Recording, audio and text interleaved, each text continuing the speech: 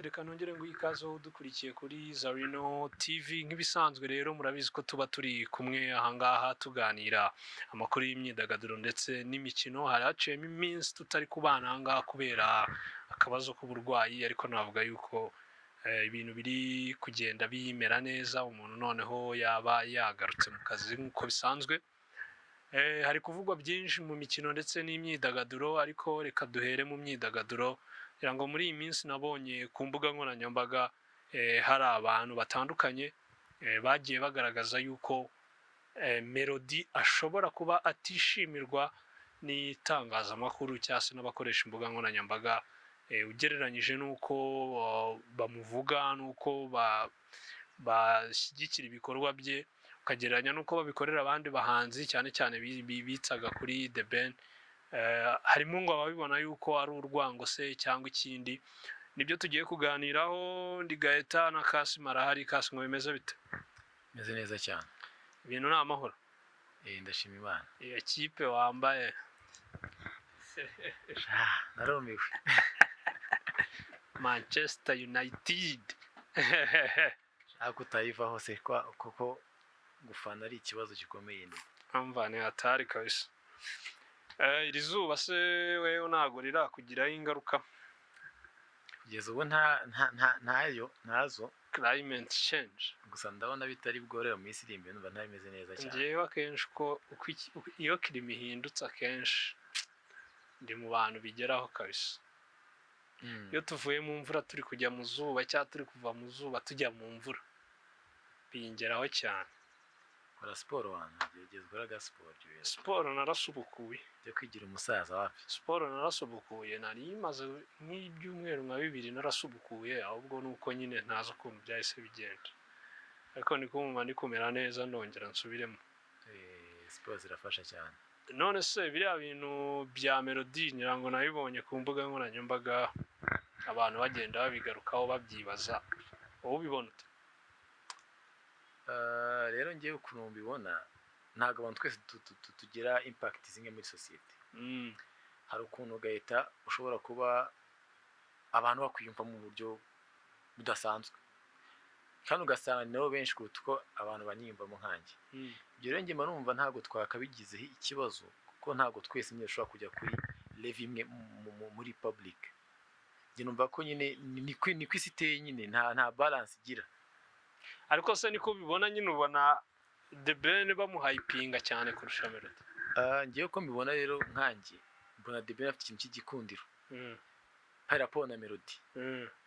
Ibyo rero bishobora kuba byatuma twese twibira ko ari ukumuhypinga ku buryo ku rwego rudasanzwe ariko buriya ni kwisi iteye nyine ntago twese twakundwa kimwe nta nubwo abantu kwese badufata kimwe. Njye niko mbibona. Njye mbibona bitandukanye nawe. Njye mbona Melody ukuntu ari gufatwa muri iyi minsi niwe wabyiko. Gute? Uribuka Melody yaje The Ben na Meddy baragiye za 2011 na 2.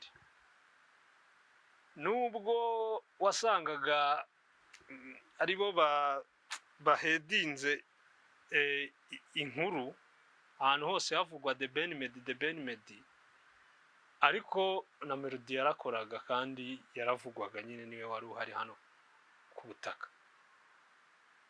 Arakora biza no kugera igihe nyine abantu batangira kuvuga ati Melody basa nkaho banamwinjijemo ni aho kuba The Ben na Meddy bikaba The Ben na Meddy na Melody. Sibyo? Yego. Ariko yaranavugwaga njyewe za 2020 se hari umuhanzi wayipingwaga nka Melody mu Rwanda? Oya. Arahari? Hawe. Ahubwo Melody njyewe hari ibintu nekereza ko byatumye ibintu bimera uko bimeze. Wenda uraza kumbwira abanyarwanda ukuntu duteye ntago nyine twe turi abantu. Umunyarwanda ushobora kumukorera ikintu ntagikunde, sibyo? Ntabikubwiye ariko wamuhamagara ntakwitaba, sibyo? Nk'ahantu umukeneye wumva nyine ukeneye ko ahaba ntazi ukibaza ngo kubera icyo ataje kumbi nyine hari ibintu wamukoreye atakunze. Abanyarwanda ukuntu mu miterere yacu tumeze, ntago turi abantu bakunda kubona umuntu yikomanga mu gatuza. Imiterere y'umunyarwanda, iyo wikomanze mu gatuza hari akantu k'akabazo ubushyizemo mu buryo yakubonaga, ubushyizemo akantu k'akabazo. Ntago abanyarwanda bakunda abantu bikomanga mu gatuza muri neca zacu. Ucunga ahantu ibi bintu byatangiriye ni muri cya gihe, uribuka amajwi yigeze kujya hanze bavuga ko ari Melody avuga ngo aba batipe ngo nabanebwe, ngo nimukangeranye n'aba batipe ngo nabanebwe. Melody birarabivuze. Uribuka mu bihe byose kuva nyine icyo gihe kugeza navuga ni nk'uyu mwaka ushize, uribuka mu ma interview yose ya Melody ntago yaburagamo akantu ko gukasa Meddy cyangwa gukasa Ben. Urumva? Biriya bintu urabikora, hakaba abantu nyine bagukomera amashyi, ariko hari n'abandi bakuvaho. Uriya uzacunge The Ben, sibyo?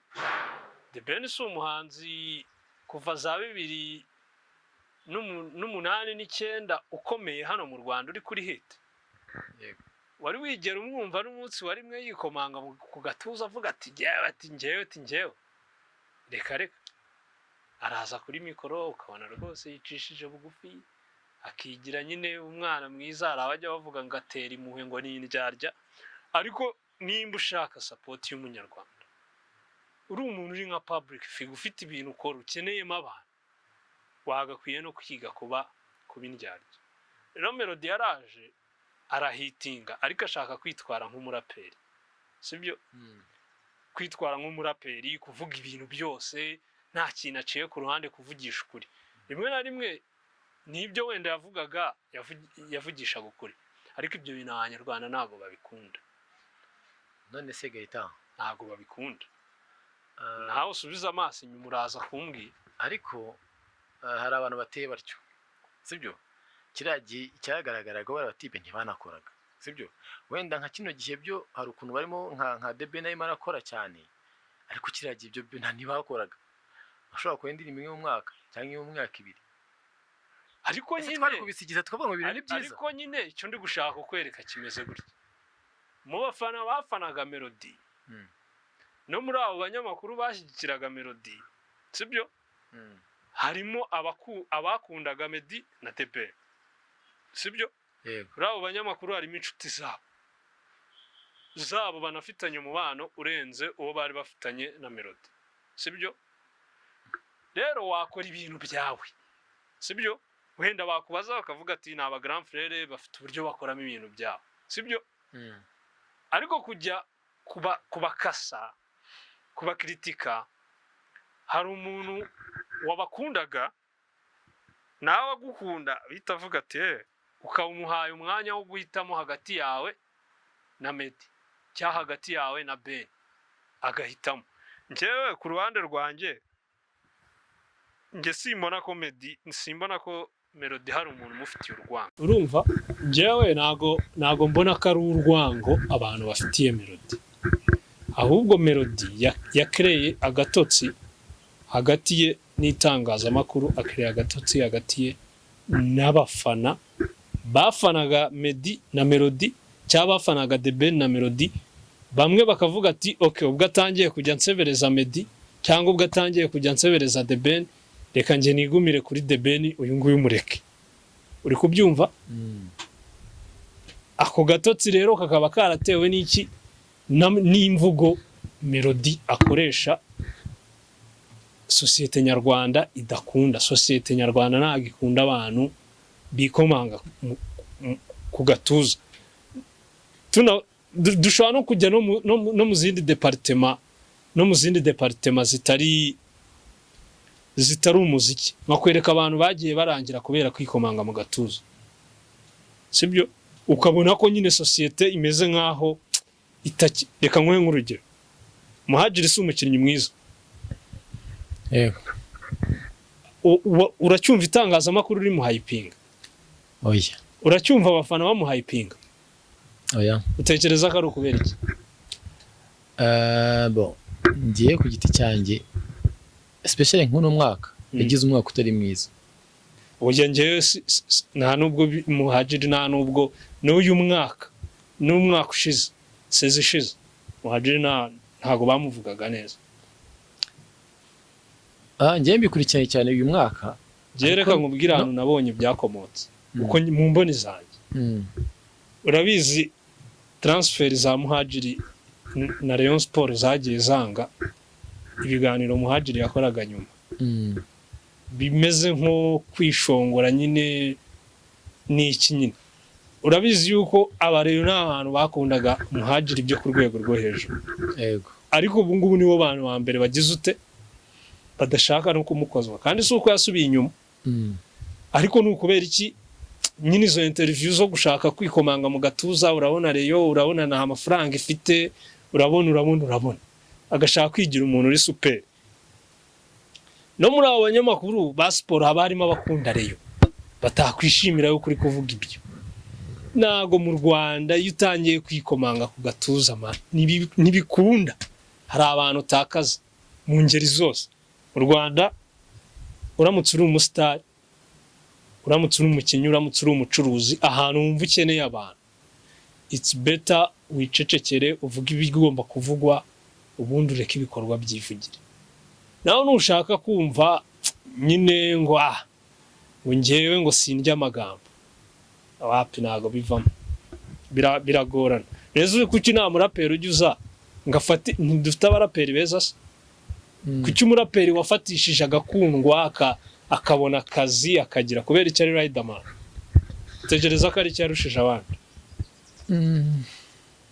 Nusubira inyuma mu myitwarire ya Riderman urasanga Riderman yiberagaho nk'abaririmbyi.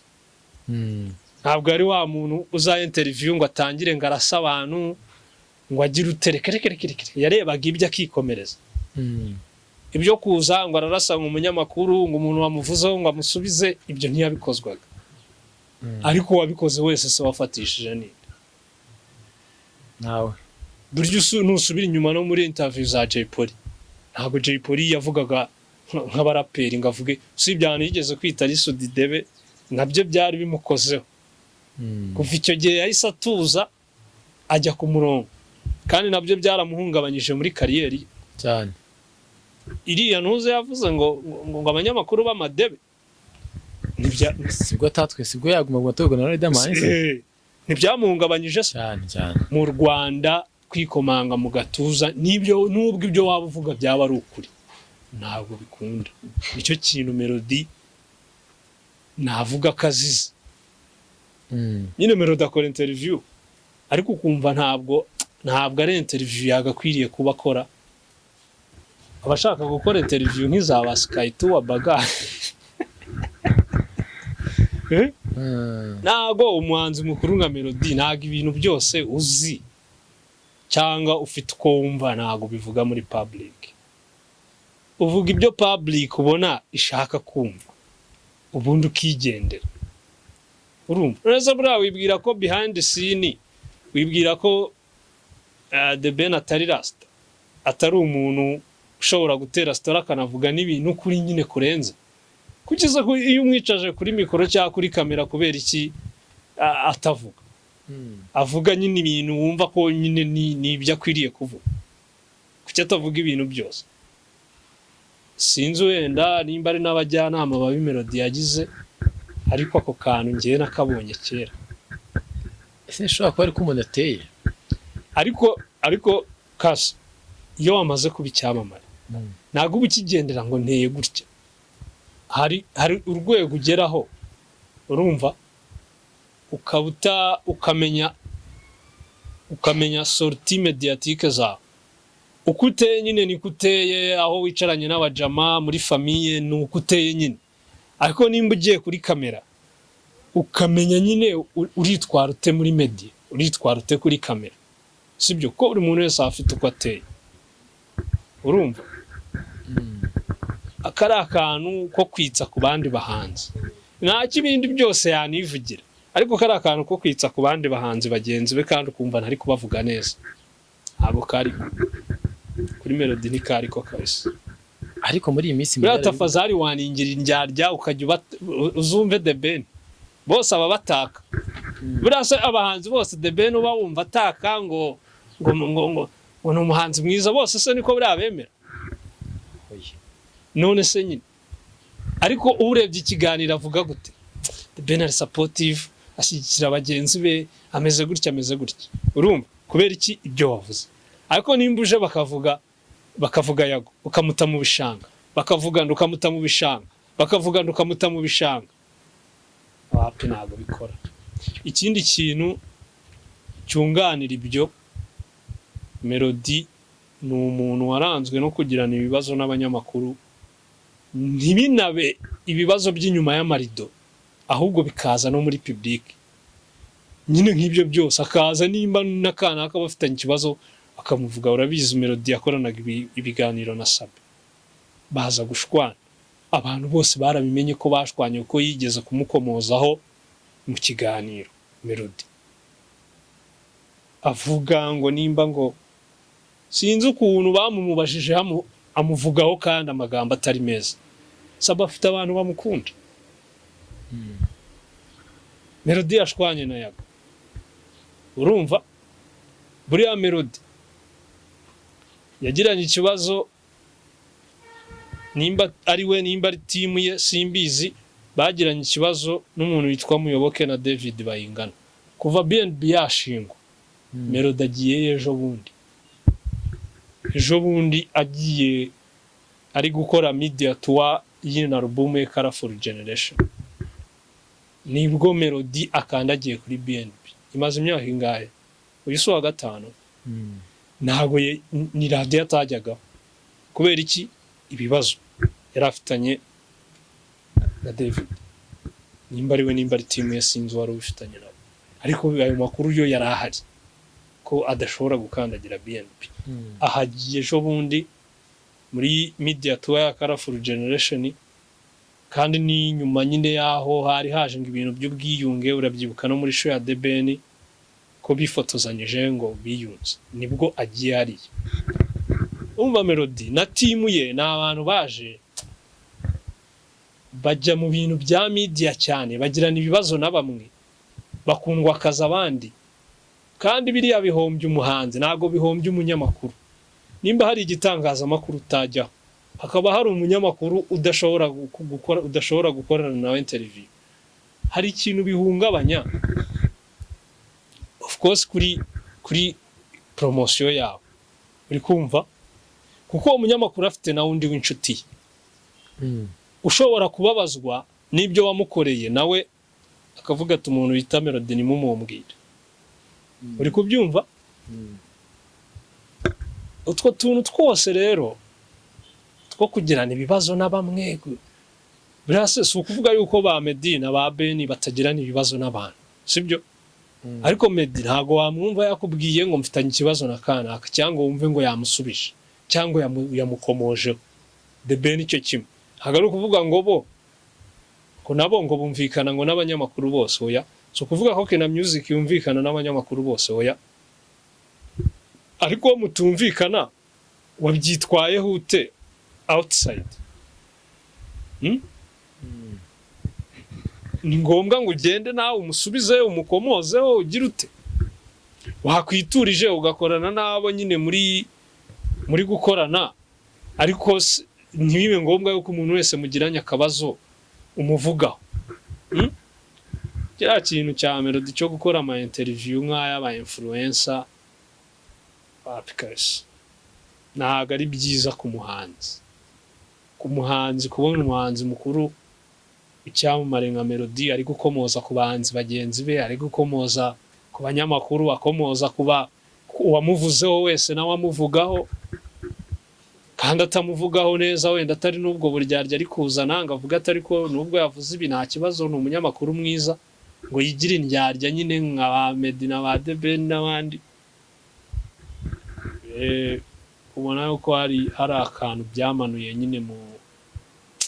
nyine mu gusakaza ibintu bye ntago nyine abantu bamushamadukira ntago bahayipinga ibintu bye reka nyine ubona yuko byo nge ni ibintu maze iminsi mbona njye ariko simbyita urwango njye mvuga yuko game ya Melody ari we wayikinnye nabi kazanamo agatutsi. Okay, nabyo birashoboka. Ariko hari na fact tugomba kutirengagiza Gaeta. Fact y'igikundiro, fact y'igikundiro ntabwo twe dukundwa kimwe. Ayo ukibuke kuko nawe afite abantu bamukunda, hari n'abamukundiye ko afite uburyo. Nese ngiye kukubaza. Ari Melody na Christopher. Ubona ninde ufite igikundiro kurusha undi? Kurikije n'ubundi by'igikundiro bipimira ku bantu mugenda muganira uko wumva abantu nyine baba bafata umuntu. Ntabwo wabipimira kuri social media no mu itangazamakuru. Ari Melody na Christopher ubona ninde ufite igikundiro kurusha undi? Ni Christopher. Nese kuki atari uri hyped nyine kuki atavugwa kurusha Melody? Erega nanone wibuke ko buri muntu agira igihe cye, sibyo se? Hari imyaka yashize twese aho dutambuka twumva Christopher, twumva Christopher, sibyo? Kigishobora igihe kiragenda nyine muhanzi ntabwo ahora agiye gihe akamanuka akajya hasi. Ahubwo okay naka igikundiro kabamo ariko ni gato, ni nka 2%. Ahubwo dore ikindi kintu buriya njyewe natuye mbivugana n'uyu munsi ndacyabivuga, sibyo? Gufata Melody ukashaka kumugereranya na The Ben, sibyo? Inka kuri ya Tanzania bagereranyaga Harmonize na Diamond Platnumz, sibyo? Simbona yo comedy na simbona yuko The Ben na Melody bari muri class imwe pe. Ushingiye kuki? Ntabwo bari mu cyiciro kimwe rwose. Nyine ugendeye kuki? Brother reka nkwereke ikintu ngendera, sibyo? The Ben bro, Tanzania ifite Diamond, u Rwanda rufite The Ben, urumva? Uganda ifite Chameleone. Nase Gaeta ugiye kugereranya abahanzi ugendera kuki? Iyo ugiye kugera nk'ubu iyo ugiye kugereranya abahanzi ureba mbere na mbere ureba generation, sibyo? Ndeba generation cyo ni cyambere. Nago The Ben na Melody, nago The Ben na Melody si generation imwe pe. Melody yinjiye mu muziki, The Ben ari superstar. Yego. Nuko Melody atabyemera ariko rwose The Ben ni nka idole we pe. Naba Meddy na ba Tom Close naba idol pe. Sibyo? Ikindi kintu cya kabiri ndeba ibigwi. Mu bigwi The Ben amaze gukora Melody ntaranakoramo kimwe cya kabiri. Ubushize narabikubwiye. Nakubwira ni Melody ntabwo arakora n'igitaramo ari we muhanzi mukuru cyangwa cye wenyine ngo kibe successful. Icyo yakoreye muri arena cy'imyaka 10 byarangiye batumiye abamotari nabwo arena yanga kuzura, sibyo? The Ben ni umuntu aka kanya dushobora kubara tukabara ibitaramo birenga 5 ubye nk'umuhanzi mukuru haba mu Rwanda no hanze yaro kandi byabaye successful. Igiheruka ni cya Kampala. Urumva? Melody nta na kimwe arakora. Iki kimwe cyangwa ari we muhanzi mukuru uhedinze icyo gitaramo ngo kibe successful, sibyo? Gatatu niho nyine nshobora gushyiramo ibyo ngibyo by'uburyo nyine umuntu akoramo ibintu bye, imibanire n'itangazamakuru iki. Rero iyo ureba Melody, kugereranya Melody ukamugereranya na Ben ni nkuko nyine nakubwiye wagenda ugafata ba Rayvan ukabagereranya na Diamond, ukagenda ugafata bano ba Palaso ukabagereranya na Chameleone ngo bari mwihangana, ugafata ba Eddy Kenzo ukabagereranya na Chameleone, ugafata tujye nka Nigeria ugafata nka Shake ukamugereranya na Burna Boy cyangwa Davido. Man, ntago ngiye mbona ari same level kabisa. Iyo namba reka turekere abanyiri kubyumva, ababyumva babyumve. Gusa ikintu ngiye nemera urukumva Melody ni umuhanzi mwiza, new era nyine w'ikiragano gishya, sibyo mwiza kabisa mu kiragano cye ni umuhanzi mwiza uri kubikora sibyo kiragano cye cyane aba Christopher none se reka nkubaza ejo bundi Neri Ngabo sibyo ko nge Neri Ngabo niwe muhanzi muri bano bahanzi batoya ndeba nkamubona ahantu kuri ejo bundi Neri Ngabo n'aba Melody ageze kuri nk'ubu urwego impamvu nkubwira ngo CCM class nsoza nk'ubu urwego The Ben agezeho Ben ntago akiri kuri level y'umuhanzi uri gukonvenka public uri kumva Ben ageze kuri level y'umuhanzi uri gukora business ujya gusohora indirimbo akareba ngo nzayikuramo iki sibyo urwo ni urwego amazeho igihe na kiriya gihe Melody yamwitaga umunebwe Ben yari yarageze kuri urwo rwego uri kubyumva Melody wari gusohora indirimbo buri kwezi kugira ngo akonvenke public uyu munsi Melody nawe yinjiye muri business ageze ahantu mbere yuko asohoramo indirimbo abanza kureba ikizavamo Melody subu yasubira kuri iriya ritme yo gusohora indirimbo buri kwezi biragoye ntago urwo rwego yararurenze ubu nawe yinjiye muri business none se Neri Ngabo ko ari gusohora indirimbo buri kwezi ejo bundi naba afite hit nka zingahe zishoreranye muzajya mu mugereranye na Melody muvuge ngo ari Neri Ngabo na Melody ngo ninde oya just ko mbibona ntago ngewe kuva igihe ino deba yo kugereranya na Medina na Melody na ba Medina na ba The Ben na Melody yatangira nge sinabonaga ko ari ngombwa n'abantu ngiye mbona batari mu cyiciro kimwe rwose bose ni abahanzi beza bari gukora buri wese mu buryo bwe ariko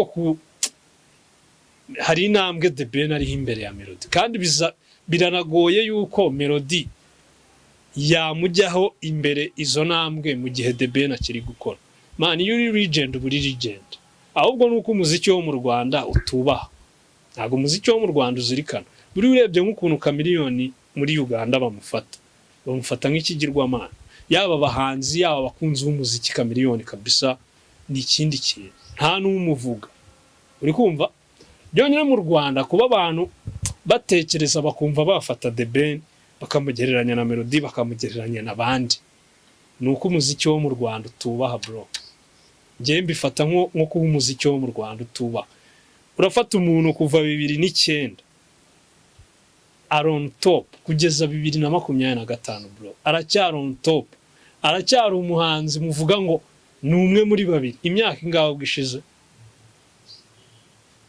16 imyaka 16 umuntu akiri ku gasongero k'umuziki ku buryo n'uzamutse wese azaje guhangana nawe ntago ari ibintu byoroshye man ubundi The Ben ni umuhanzi hano mu Rwanda umuziki w'u Rwanda uramutse wubaha utanga value ku muntu The Ben ni umuhanzi wo kubaha abandi nibaze bakore wenda Melody azakora atera ikirenge mu cya Ben anamusimbure ariko kumugereranya nawe oya bambifata ngiye nko gushaka gukuririza ibintu bitariho ngiye nyambwira abantu yewe nandi umufana wa Chameleone cyane n'ubushize nabivuze ariko na n'ubu ngubu mu mboni zanjye ntago ndabona umuhanzi muri Uganda uzambara inkweto za Chameleone uramubona uvuga ati mu gihe umusaza azaba agiye ariko azaba dusigiye kanaka ntawe abandi bazaza ariko ntabwo yakubise abantu shuro hano muri Kigali Universe ndavuga ntuyu niwe Chameleone kabisa nge sindabona umuhanzi Uganda Chameleone yasigira inkona akavuga ati reka ndagiye ariko mbasigiye kanaka biragoye abahanzi basigaye Uganda ni abahanzi bo muri Uganda ni abahanzi badafite influence muri East Africa badafite influence mu kindi gihugu kitari Uganda no mu Rwanda rero the same thing nago Melody nakore cyane wenda ashobora kuzasigarana inkoni ya Ben ariko aho abantu kugereranya Melody na Ben bamusunike byibura azatera ikirenge mu cye. The Ben ni ikindi kintu mu muziki wa hano mu Rwanda. conclusion ni iyihe dusoza? Ntago Melody abantu bamwanga. Melody ntago abantu bamwanga, ahubwo Melody nawe nimba nafite team ya communication nayirukana azana indi. Nimba afite abajyanama bamugira inama mu bintu bya communication nabirukana azana abandi. Ntago Melody yabaye mwiza muri communication kabisa. Kandi byamugizeho ingaruka nawe nekereza yuko abibona. Ntago yitwaye neza muri communication yiwe. Sortie mediatique ze ntabwo zaburaga umuntu zijyana. Ibintu yavugaga, ibintu igihe cyose asohotse muri media cyangwa ku mbuga nkoranyambaga ntago habura umuntu uvuga atari ku uyu muhungu wapi burya. Kandi situba hano hanze se muri public situganira n'abantu se. Nese nta bantu uzi Melody yakoraga nk'ikiganiro ukahita wumva muvuyeho kandi yamufana. Yego. Je rero simbibona nk'urwango, ahubwo nakosore namenye ko ari big name, ari umuhanzi mukuru, ari superstar. Amenye ngo nimba nje muri media ngiye kuvuga iki, nimba nje muri social media ngiye kuvuga iki. Ibintu byo kuvuga ngo wavugwa neza, hari abahanzi bo mu Rwanda bafite iyo principe ngo wavugwa neza ngo wavugwa nabi ngo byose ni hit. Ntago ku muhanzi nka Melody uba winjiye muri business ibyo bintu abakwiye kubigenderaho. Abakwiye kumakinga sure ko ibintu ari kuvuga nta ngaruka biri bugire kuri business yiwe. Ngewe nuko nguko mbisoje, ubwo n'abadukurikiye muri comment baratubwira. Nge nuko mbibona ngo gahita.